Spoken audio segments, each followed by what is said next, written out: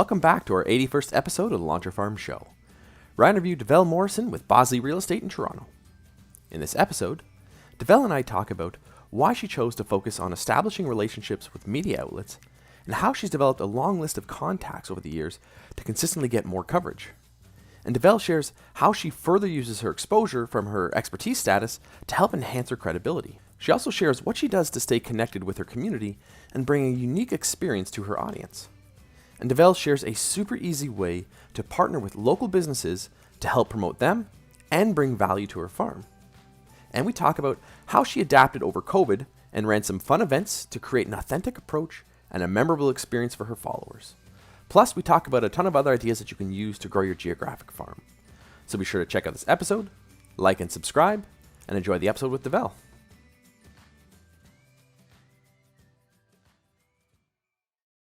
Welcome back to another episode of the Launcher Farm Show. I'm your host, Ryan Smith, and today we've got a great guest. It's Davelle Morrison from Bosley Real Estate in Toronto. So Davelle, take a second, tell us a bit about yourself and why you're here.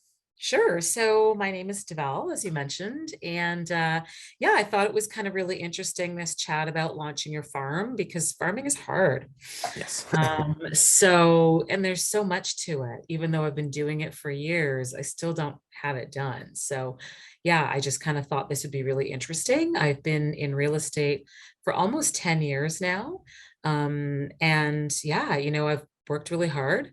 I'm now ranked 9th in my entire brokerage out of 250 agents. So I'm pretty proud about that. It's something that's been on my vision board for a number of years of cracking the top 10 of my brokerage. And it's taken a lot of work, and I'm really excited to kind of be here. Awesome. I'm not sure what else to say about myself other than, I'm a real estate investor as well as a real estate agent. That is what drew me into becoming a real estate agent. It was that I was investing in real estate already. So I knew that I had an expertise and a passion for it. And I know there's a number of my clients that come to me because they know that I'm a real estate investor as well. And I can share with them advice that other realtors simply don't know, simply because they don't invest in real estate. Awesome. And that's one of the things we want to dive into today is about being an expert in positioning. So before we dive into that, I want to kind of go back to that beginning. So you mentioned kind of the beginnings of you were an investor first and then you got into real estate. So what did that first few years of your business look like when you got started? Yeah, I mean, the first few years, it's tough, right? Like, this is not, even though there are, 50, 60,000 of us, it's funny. I just had lunch with a friend of mine, and she was talking about one of our mutual friends that's looking to get in the business. And I'm like, sorry, no. Yeah. And I've had the direct conversation with this particular friend. And I basically flat out said to her that she's not willing to work this hard. And I realized it was a bit of a touchy thing to say to my friend, because she was like shocked that I said that. But I'm like, this is hard work. Like, don't, obviously, any working realtor knows this is hard work. Yeah. But everybody on the outside, just like, they don't even realize it. Like, we eat, sleep, and breathe real estate. Yeah. And it's evenings, it's weekends. And of course, I take some time for myself. But we work a lot, and people just have no idea of that. And so, people say, oh, I'm interested. I'm like, just don't. This is really not for you, because I know you're not willing to work this hard. That's always said that HGTV has really ruined it for our business, and that people think we walk in, open some doors and make a bunch of money, and we just do nothing. And it's just a fun party. And the reality is it does take a lot of work, just like farming specifically. It takes a lot of work and dedication and consistency. And to really succeed at this business, you have to have an expertise. You have to have a direction that you're working in. I mean, if you're know a lot of people and you just happen to get deals falling in your laps, it's great. But even then, it's still a lot of work to actually take care of the clients and work the business and do it consistently. And it's a lot more than people think, for sure.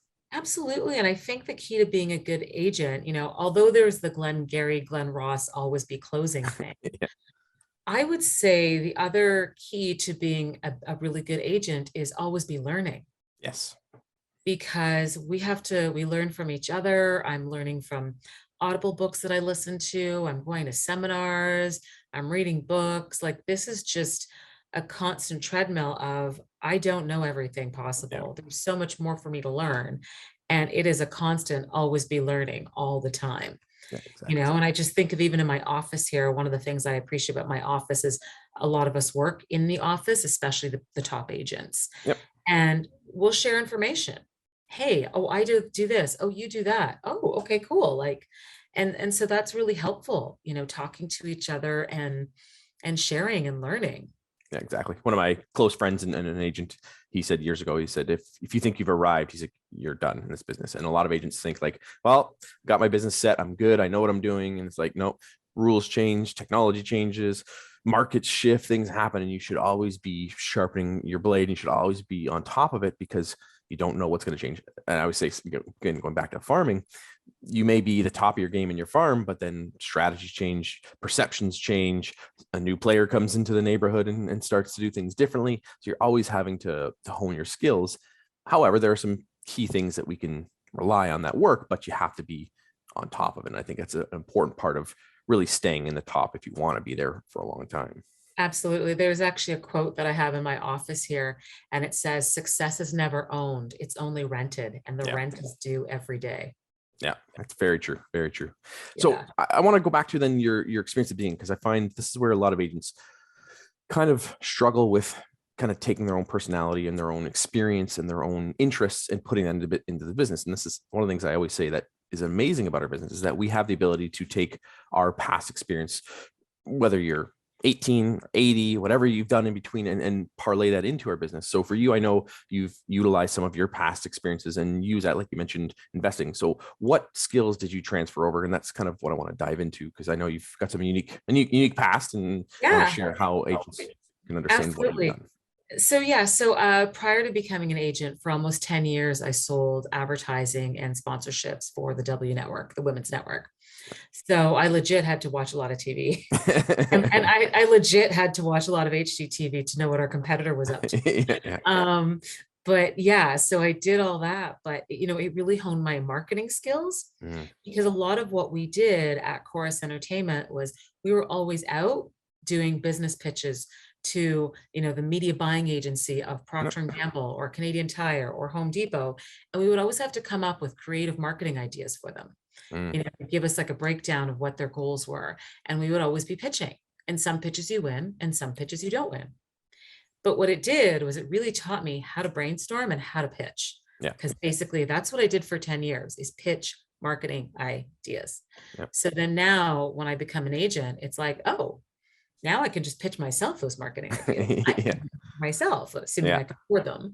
Yeah. But that was the cool thing. It was like, hey, all that spending time pitching, even if I didn't sell anything 10 years prior, it all paid off, because it's just taught me how to be creative about my marketing and think on my feet. And so that really translates to my business. And I do see other agents coming and asking me marketing questions and getting marketing tips from me, because they know, like, it's my jam. And, the funny thing is that at university, I did a Bachelor of Commerce at McGill, and I ended up doing it in management policy and finance. But there was probably about, I think, half a semester where I actually did marketing. And I guess I must have said to my dad I didn't like it. And so now my dad bugs me about that. Because he's like, yeah, like back in university, you weren't so keen on staying in marketing. That's funny. So it's always great to get your parents to bring you back down. Exactly. And that's, sorry, go ahead. I was going to say, but while I was at Chorus, I was using the money that I earned buying properties and investing in them. And so over that time, I was a landlord, and I was learning more and more about that. So that certainly piqued my real estate interest, because I was doing it practically speaking. So every other year they were always laying off more sales reps, and I figured at some point it was going to be me. So I went and got my real estate license, and probably 6 months after I had my license, my website was already ready to go. They were like, okay, time to say goodbye. So then I just made that transition into real estate, because I prepared for it, because I just kind of felt the writing was on the wall. Yeah, that's awesome. And again, like you said, you took those skills, started implementing right from the beginning, and didn't wait till you needed it. You knew ahead of time and said, okay, how can I tie this into the business that I'm doing now? And one of the things I know you've done well is leveraging media and leveraging your expertise in that media. So can you talk a bit about how you've used that in your business and what that looks like? Sure. So, it all started with, I think I got a call one day from City TV, and I think they looked at my Twitter feed, seen a couple of posts. And so they decided they wanted to come and interview me. And then at the time, I think I'd been quoted in the Globe and Mail a couple of times. And then the CTV News Channel people started seeing me, I think, through my Globe and Mail posts, and then they'd asked me to do some on-air interviews. And I basically, over the last few years, taken those interviews. Every time I have a different producer ask me for an interview, I store their name. Yep. I store their email address. So now, I should actually really count, but I think I have like 30 to 40 names of, producers that are at BNN Bloomberg, CTV News Channel, Globe and Mail, Toronto Stories, like just everywhere, Global News, CBC. So that now every time I do an interview, I fire it out to that group to say, hey, here's my latest interview. Yeah. So that they know I'm still alive and they know that they could still call me for an interview. And, that one interview keeps begetting more and more interviews. So it's something that's great. I think it adds to my credibility. Then that way I can post on social media, hey, check me out on the news. So that, my friends might feel more comfortable recommending me to their friends. Yep. Because they can see that I have been legitimized in the media. Yes. Yeah. So I think it does add to my credibility in terms of people now see me in the media and go, oh, okay, well, I can trust her. I can call her. They'll take my name down. I noticed that after I've been in the media, my LinkedIn searches goes up. Yeah. So I think people do go on my website. Perhaps they store my name for later. And then they contact me. So it's funny. So, I've only had probably one real person that's turned into a sale from some work that I did on TVOs on the agenda. But yeah, it's a pretty cool thing doing the media stuff. So, it's great for me because I was at Chorus. So the media stuff, I feel like it's in my blood. Yep. So I'm just trying to expand it and do more with it now. Yeah, and I think it's an important part that you mentioned is that you don't always get direct business from these types of this marketing, but what it does do is it enhances your credibility and enhances your professionalism. And one of the things I talk about all the time with farming, and I talk about my CPR, is the positioning and to position yourself as an expert. And I find that a lot of agents who have had a different background outside of real estate sometimes struggle letting their friends, their family, and their database know that they have some skill set, and it may not be directly selling houses because they may be new. But if you can learn to position yourself, you know about investing, maybe you know about the neighborhood, maybe you know what's going on in the community. When you can use these media outlets to now leverage yourself and say, hey, I'm not just an average Joe Blow. I know this, or I know this information, and then you can back it up with credibility by being seen on the news. And I share a story all the time. One of the guys that taken one of my courses, I talk about the media and how to leverage the media, and he was like, "This is amazing." So we reached out to CBC, and it was when the Hamilton market was really taking off. And he got on the front cover of the CBC website, and he's like, "It was amazing." He's like, "It was so easy," and he'd only been in the business for about a year. And he's like, now I can use that. And I said, that's the key. I'm like, now you take that. Now you can leverage that in your listing presentations to add credibility and enhance what you're doing. And that can absolutely help speed up that process of being a trusted person. Absolutely, for sure. No, it's a great thing for sure. And also I like seeing myself on TV. Yeah. Yeah. It's funny. It's also been like one of those, how sometimes when you're younger, you have dreams and goals, but you're afraid to vocalize them because you think people will think you're nuts. Yeah. And I remember at university, it was like Halloween or something, and everybody's getting all dressed up. And I got dressed up as Oprah. Nice. And we were in like some student res, and I'm like shoving a microphone in front of people, interviewing them and stuff. And I was just like, yeah, like there's like this little girl inside of me that I'm like, I've always wanted to do stuff like that. Yeah. So it's kind of cool. I mean, I think that's what I love about the real estate business is that it's entrepreneurial, and whatever it is that you are really excited, that you really want to do or accomplish, or just that little thing, like you can just get out and do it. It's kind of awesome. Yep. And it's the one thing I tell people all the time too, is you don't know where those doors are going to open and how they're going to open. And by putting yourself out there and doing those things, it's the next relationship that opens up the door for the next relationship that opens the door for the next relationship that becomes that deal that you got, or that opens up the amazing person that you became your best referral partner. So it's getting out there and doing things that you may be uncomfortable with at first, or you may be passionate about, but it's doing it with the idea that you need to get your name out there. You need to connect with people and open doors and build relationships. It's not always looking for a direct deal from that person, or that show, or that interview, or that whatever. It's the cumulative really approach that you're doing that's going to continue evolving. And if you're willing to do that and stick with it, the doors will keep opening, and then you never know where it's going to end up. Absolutely. And I mean, I did a lot of Second City improv classes, Nice. which is something that really helped me with my media stuff, because a lot of people do ask me, well, how did you get that training? And so Second City offers these improv classes, and I can't remember, I think it's like 10 levels or whatever, but they really train you to think on your feet. Because nothing is scripted. The interviews that I do on TV, nobody ever sends me the questions ahead of time. Yeah. You just sit down and they fire questions at you, and you just better say something good. You hope. And so the Second City improv classes have definitely really helped in terms of training me to be able to just go off the top of my head.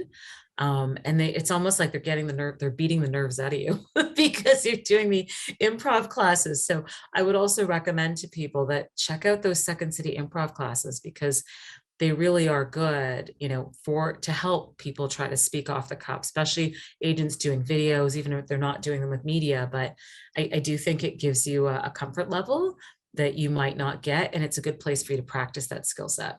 Yeah, that's great advice, because a lot of times agents are looking for direct real estate training or direct real estate advice and something like that, where it's outside of real estate, but still relevant, because for most people, they don't do video because they're terrified of looking silly or not being able to say the right thing. And that's a great way to do that in a safe environment and do it in a controlled way, in an uncontrolled way to really get it comfortable. So that's awesome. I've done, I think 4 or 5 different classes on improv, and it was just fun. And you can see people at all different levels and for different reasons. There are professionals there. There's people who are there just having fun, and there's people who are there who really want to be improv. So that's great advice. Absolutely. I feel like doing the improv is also good for presentation skills as well too. I also did a presentation course at Second City as well. Nice. I actually did the stand-up comedy writing intro course as well too. Now that was really hard because I am not a funny person. I shouldn't laugh. But I still feel like it's good for you. It's kind of like taking your cod liver oil. Just do it. Yeah, it was really, really, really challenging, but I still think that there was a part of that class that was very good for me to do. Good. And I think, again, like you said, it's something you knew you wanted to do, so you were more passionate. But even if you're not wanting to do it, it's something people should do and get uncomfortable. I've always said people should do an interview, regardless if you want to do that long term and make it part of your plan, just to experience it and try it. It's one of the things I teach in one of my boot camps, and it's just get out there and put yourself out there, because you never know, you might actually like it. And I share my story all the time that I was terrified of teaching. I was terrified of public speaking, and I had someone push me to go out there, and I taught a class, and that class that I taught has evolved over the last 10 years to me now doing this. So it's like, had I not taken that step and taught that one class, my life would have been a completely different experience. So for you, I know one of the things that you do is you now, not only do you tie your media work into it, but you tie the community into it. And I want to dive into that, because I think it's a big part of really who you are and how you make real estate fun and enjoyable for you. So can you share a bit of what you've done in the community and how you tie that to the business? Yeah. So, I mean, over the last probably 8 or so years, I have been doing postcards in my neighborhood. God, that's a lot of work. I don't feel like it's paying off as much as I want it to, but I guess that's a whole other story. But so I've been doing postcards in my neighborhood. I decided I was going to start a Facebook group probably 4 or 5 years ago for just people on my street. I wanted to just focus on my street. I live at Yonge and Eglinton. And so in order to get people to join, I also have like branded gummy bears, and I would drop a note in their mailbox saying, hey, Davelle, I'm one of your neighbors. Let's, here's a Facebook group. Let's start it, yada, yada, yada. And I would do that. I would drop that a few times through door knocking or a mail drop. And every time I sent out a flyer, it would be like, join us on Facebook, join us on Facebook. So now the group is mushroom. Before it was painful. There weren't a lot of people on there. Now it's mushroomed to more people. And during the pandemic, again, I just tried to be responsive to what is it that people actually need during the pandemic, right? We all went through this. People are in lockdown, can't leave their houses, can't do much. But, a friend of mine she was a wine rep. And, because most of the restaurants were closed, well, she couldn't really sell a lot of wine to restaurants anymore. So I started buying cases of wine from her. So what I decided to do is her boss is a sommelier. We would pick a different region of France, of Italy, or whatever. And so they would sell me a few cases of wine. I'd ask my neighbors, okay, who wants to join us? And each neighbor would pay for their portion. And so everyone would get like, I think it was like 3 bottles of wine each. And then I spoke to one of our local, we have like this local, fine cheese and charcuterie store. Nice. So he agreed to create a little package for us. People would spend $25 and get like a cheese and charcuterie box made up for them based on the kinds of wines that we were drinking. Yep. Sommelier would give me sort of the direction as to kind of the cheeses of the charcuterie that should be served with it. So I would go pick that up from the deli. I'd get all the wines together, and basically at my house, I would just put together these kits with a branded Davelle Morrison bag. And I also had like my branded gummies in there, and I had branded hand sanitizer. But I'll put that in the bag. And because it's on my street, I just had to walk. So I just walked to everybody's house, dropped off their little care package. And then Saturday, I sent out the Zoom link. And, Saturday at 8 p.m., me and my neighbors and this sommelier would be on Zoom chit-chatting about, all of the wines and what we liked about them and their taste, and eating, the cheese and charcuterie. And, it was kind of really cool actually to kind of get to know your neighbors that way. Yeah. And we did that a couple of times. And that was fun. And then I decided to extend it to, my broader friend group, as well as all my past clients. Because again, client entertaining, couldn't really do that in person. Right. And I have another client who it's her side hustle. She runs comedy shows. And I thought, you know what? Let me get her to do a comedy show for this group. So that's what I did. It was like one Friday night. I sent out invites all over the neighborhood, past clients, all my friends, join us Friday night. And so she had like 5 comedians. And now everyone's sitting at home in the comfort of their home. That's awesome. With their glass of wine or whatever, Yep. listening to a bunch of comedians, because I think it was April 2021 that I did it. And people were really tired of being in lockdown at that point. Yeah. And I felt like people needed a good laugh. There's a lot of serious shit going on, and there's still a lot of serious shit going on. Yep. And I just feel like sometimes people just need to laugh. And so I thought, you know what, let me do this. And we did it, and people loved it. People were like, this is such a great idea. This is so much fun. And so I like doing unique and different things like that. I think a good point too, like you said, is people need to laugh. And when you're the one who's orchestrating those types of events, the people tie the good feelings to you that they're feeling at those events. So if you do a comedy show, now they feel good and they're laughing, and then now it helps them feel good about you too. So that builds trust and builds credibility, and it connects the dots to you going, okay, I can trust Davelle. She's funny. She's a good person. I like her. She's helping the community.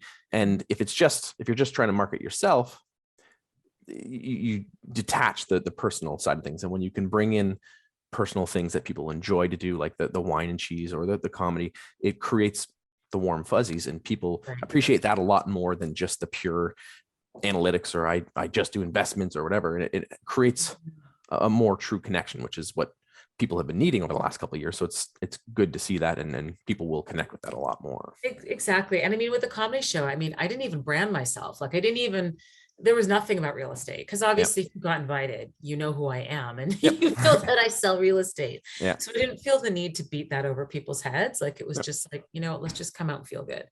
And then the other promotion that I did around that same time, again, I always feel on Facebook, we see on social media, people like to argue, right? Yeah. People like to go back and forth. So I'm like, how do I take advantage of that in a positive way? Yeah. So what I did was I decided that we should debate who has the best pizza in our neighborhood. And again, pizza, completely easy. Everybody eats it. Yeah. And so basically I created this contest to say, okay, Midtown Toronto, let's pick who's got the best pizza in our hood. And so I listed all the places that had pizza, and we printed up posters, and we had posters delivered to all of the restaurants in the area, and they agreed to put my poster up, which had my branding on it, which was cool. And the restaurants were excited to participate, because this is a time where restaurants were struggling. Yep. I'm not charging the restaurants any money. I'm just saying, hey, will you hang up this poster? We're just trying to get people to get out and eat pizza. Yep. So that's basically what we did. And, that way I posted it on all the social media groups, and I, sent out postcards every couple of weeks to say, go support our local businesses, go get a pizza. That's awesome. So again, just stuff like that to say, okay, like, it's like I can help the local businesses. I can promote myself at the same time, not in a cheesy, schmarmy way, Yep. That's great. And again, like you said, it's something that most people eat pizza, most people enjoy it, and most people are very vocal about which pizza they like, and they're very particular. And that again gets people engaged and creates that, like you said, the competitiveness in them, and it allows them to support the local side of things, and they can share what they want, and they want to be heard, and they can share what they love about it, which is huge. And it's also supporting the local businesses themselves. It's giving them cross promotion, and they were obviously willing to do it and have that fun competition. And it also shows they're real people, and they're going to have fun with it too, because they are involved and want to participate in that. So I want to go back to the size group, because you mentioned the street you were talking about. Can you give some scope to how big of an area and kind of how many homes you're doing? Because for some people may not know where you live. I know where you live, so it's a much busier place than suburbia. I think it's probably about maybe 120 houses on my street. So again, it's not big, but it just it needed to keep it manageable. So the other thing that I did specifically with my street was, there's a neighborhood around the corner from me. It's a street called Inglewood, and they put these massive Santa Clauses up on their front lawns in December, and everybody drives by, and it's just a nice, warm, fuzzy feeling, because all these massive Santa Clauses are up. And so I decided, I was like, hey, I want to try that on my street. I won't do Santa Claus. Let me get people to put snowmen on their lawn, like inflatable snowmen. Snowmen are non-denominational, so regardless of your religion, hopefully you're okay with a snowman. Yep. So I encourage people, go out to Canadian Tire, again, another local retailer, to go buy your inflatable snowman, put it on your lawn. And I've been trying to do this over the past few years. So when I first started, it was like, just go put it on your lawn. But then because it was during COVID, I was like, okay, for every snowman that I see on your lawn, I will donate $20 to Second Harvest. Because we talk right now a lot about people who have food insecurity. So I was like, okay, let me donate to Second Harvest and get people to put snowmen on their lawn. Now, I mean, we've got a bunch.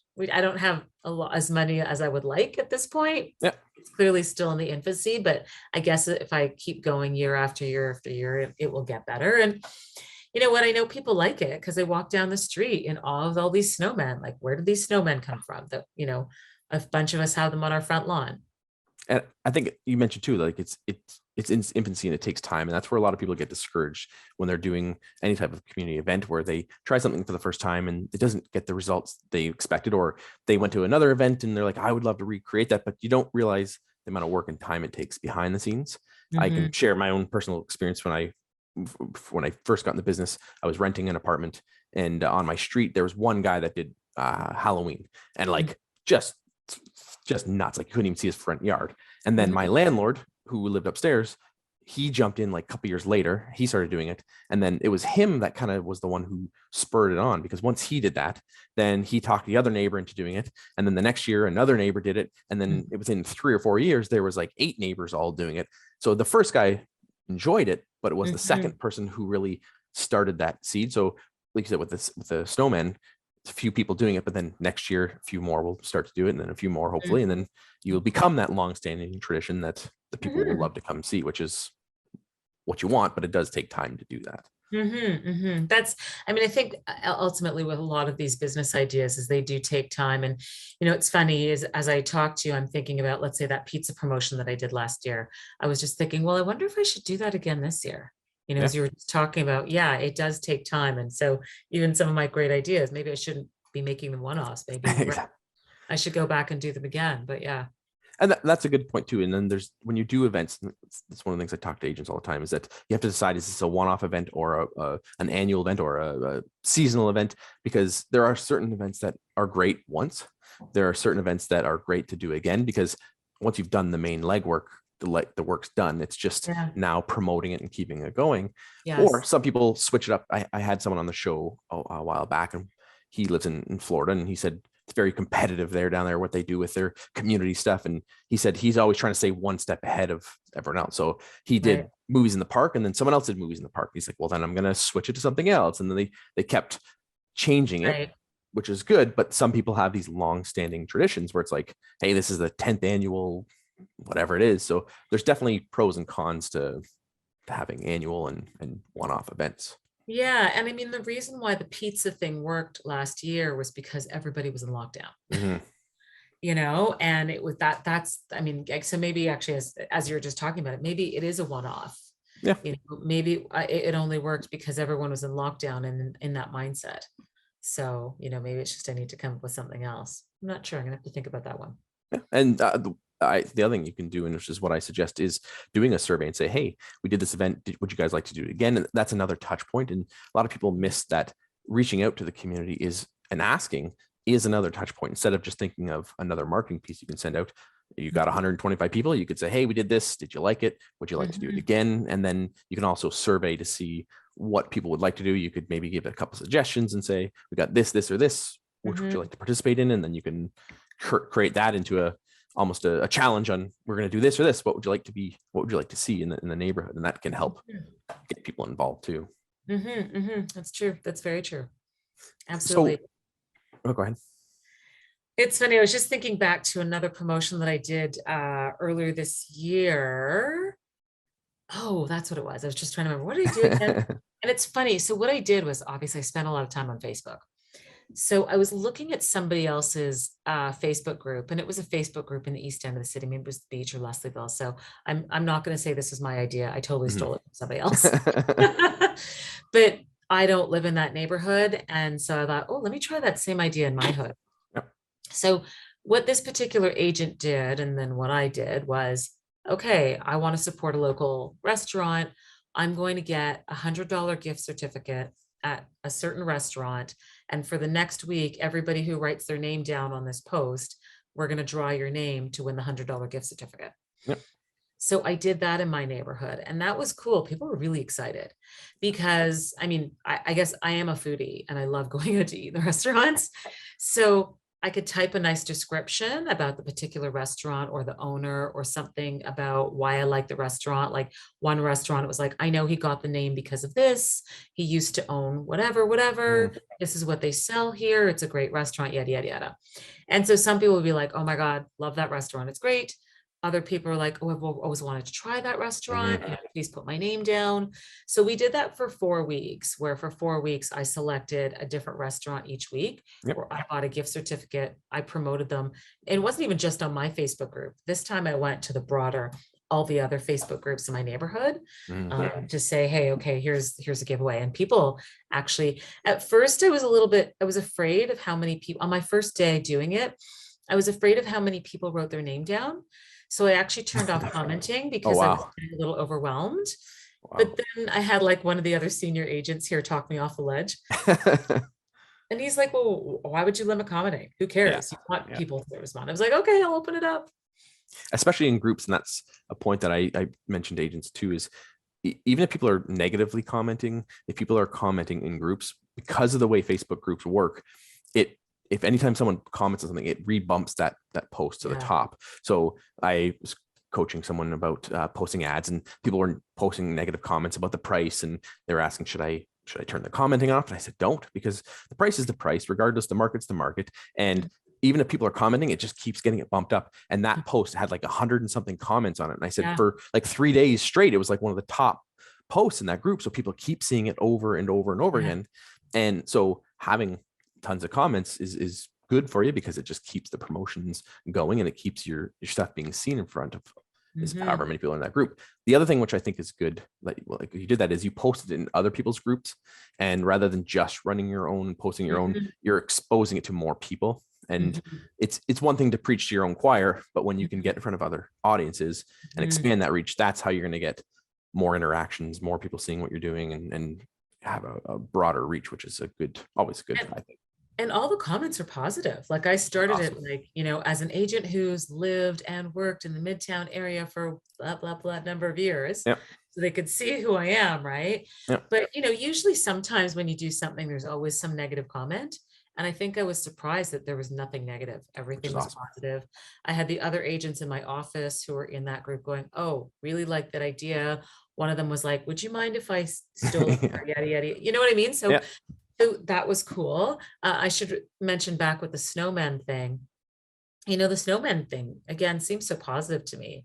But in the world we live in, of course, someone is emailing me going, you're really encouraging people to waste electricity by putting a snowman on their front lawn. There's got to be a better way. And I was just like, Yeah. Jesus, like, can you just not be happy? It's a snowman, Yeah. you know? That is part of the hard part of doing community-based stuff, because there's always people who are not happy. There's always someone who's going to say something mean. And I know from my own experience and people I've coached and trained, sometimes you just have to get some thick skin, because there's going to be people who are jerks and there's people who are not happy. However, if you don't get those, I would say there's something going on, because if you're not doing enough, if you don't get at least one negative comment or one person who's going to say something mean or Bite your tongue. I got good stuff with the Exactly. whole gift certificate thing. Everyone was happy. That's good. And I think, again, part of the reason why that's good is because you are supporting local. You have giving people an opportunity to win. And again, they tie that good feelings to you, and it creates goodwill. And that's why I've always said that if you partner with local businesses and you support them, that's way better than any promotion of just trying to tell people how great you are, how many homes you've sold, because you can increase your chances of getting more eyeballs. You can on what you're doing. You're creating goodwill for the community. You're creating goodwill for that business, and you're also adding value to your own audience. So if you're doing a giveaway, you can use that as a touch point for your audience, and it really doubles up. But you have to be able to bring it back and tie it to what you're doing, and that's where using things like Facebook groups, and if you depending on what you do with those names after, that's where you can do really well. Or some people do a promotion then never do anything with the names or never do anything with it. That's where you really can take it up into the next level, I find. Perfect.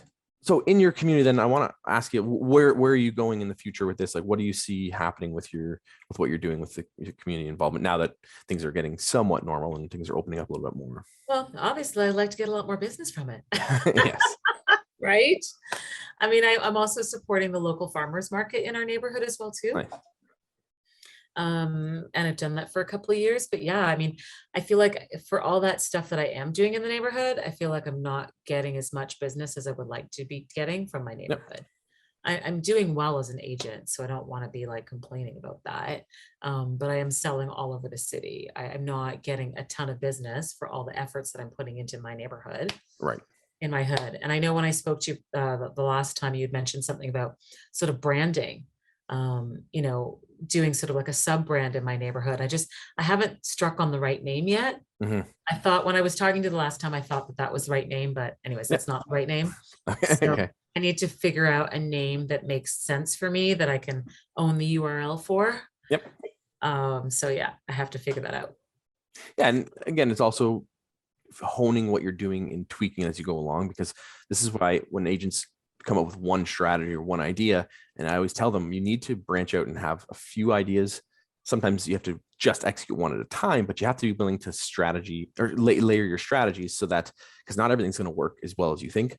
Something you think is going to knock it out of the park and then doesn't, or something you think is like, it might be okay, and that takes off, and you get like the giveaway, the gift card giveaway, you start getting all that attention. So you have to be willing to try and experiment, which is a big part of evolving and figuring out what's going to work for you. And it sounds like you're doing that, and you're trying different things to see what's going to work. And then sometimes it's just, you find that right thing or the right connection happens, and then it starts to pull together. Absolutely, for sure. So I want to ask, last question though, is if you're giving a piece of advice for people, whether that's about getting involved in the using the news or media or doing community events, what advice would you give to our followers on what they can do to get involved in their community or be seen as a credible person? I would say, don't be afraid. Don't be afraid to try things. And I guess that it's back to that, always be learning thing. Just get out there, see what other people are doing, and don't be afraid to try stuff and see what happens and experiment with it. It's funny because I think a lot of the, real estate education, or, when people are talking to you about your business plan for marketing, it'll be like, okay, know that you only have X dollars to spend, and that's got to deliver this, and that's got to get you Y. And I'm like, I don't do that. Some of my stuff is really at the seat of my pants. Yeah. Like yeah. So I just feel like you can almost overplan. And it's like, yes, you do want to have a plan a bit, but some of it needs to sometimes you just you do need to wing it, to experiment, to try things. So yeah, but it's always good to look to other experts and see what other people are doing, because they can always give you ideas. Yep. There's another agent in my office that's very prominent in his neighborhood. And he is always doing promotions in his neighborhood, and they're great ideas, but it's like, oh, I should have thought of that. Yeah, exactly. Yeah, it's great advice. And again, I think it's important for agents to do that. They got to get uncomfortable and getting out and stepping out and trying stuff. And sometimes it does trying something new that you didn't think was going to work, or just putting it out there and seeing what happens. Because if you're super rigid, then you can miss opportunities. And timing is a big one too, where something happens like COVID happens, you got to shift and adapt and change how you do things. And there are opportunities that can happen in an instant where it's like, hey, there's this opportunity now because of pop culture or whatever, that something happens was like, hey, I can capitalize on that. So you have to be ready to shift if you need to. So that's great advice. So we always wrap up with a best book. So what's one book that you'd recommend that has had an impact on your life, or you think would have an impact on our viewers' life? Oh shit. Now I'm thinking, oh, I know. So I had subscribed to Masterclass.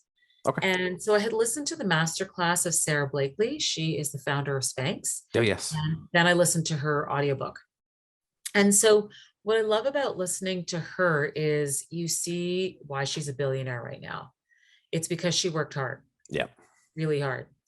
And so I say to so many people, I'm like, if you want to understand what it takes to be an entrepreneur and really go for it, listen to that Sarah Blakely book, because you can hear how, she tried to get her product into a factory. And then once she got the right product into the right factory, then she tried to get it sold in a store. And then once it's sold into Neiman Marcus, she tried to get every single sales associate to sell the product and to push the product. Like at every little juncture, you can see how hard she worked to make it every opportunity, to get it was almost like she's squeezing every possible juice out of that lemon, right? Yeah, exactly. And she did that at every single turn. And that's amazing to me. Yeah, I read her book. It's fantastic. And it's exactly what you said. She hustled from the beginning and still hustles, and there's a reason why she's a billionaire. So yeah. Exactly. And so I'm like, oh my God, you deserve every penny that you have, because you worked for this. You worked hard, Exactly. So I'll put that in the show notes then, so people can check out that book. Oh, yeah. And how can people check out what you're up to, connect with you, and find out more about you?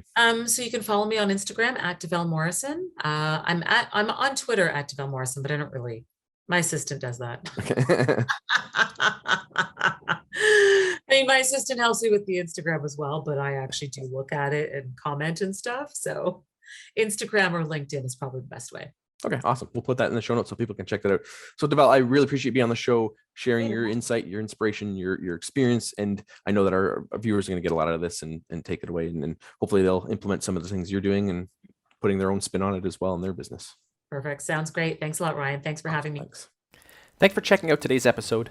If you like more videos like this, be sure to like and subscribe to our YouTube channel. Check out our Facebook page and our other social media channels. Looking forward to bringing you more great content like this, and happy farming.